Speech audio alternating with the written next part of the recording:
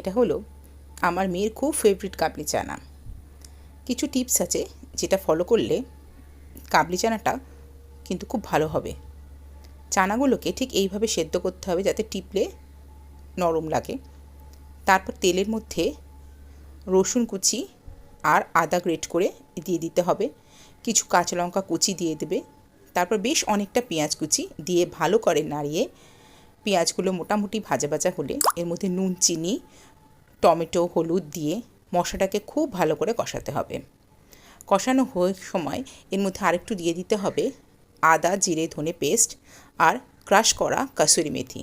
আর যেটা খুব ইম্পর্টেন্ট সেটা হলো একটা সেদ্ধ করা আলু হাতে স্ম্যাশড করে দিয়ে দিতে হবে। আর দেবো একটা চানা মশলার গোটা প্যাকেট। এই আলুটা দিলে গ্রেভিটা খুব ঘন ঘন ঠিক হবে এবং চানাটা খুব গায়ে মাখা মাখা মতন হবে। কারণ চানা যতই আমরা সেদ্ধ করি না কেন সেটা ঠিক সুন্দর মাখা মাখা হয় না, কিন্তু এই আলুটা দিলে রেসিপিটা কিন্তু খুব সুন্দর হবে।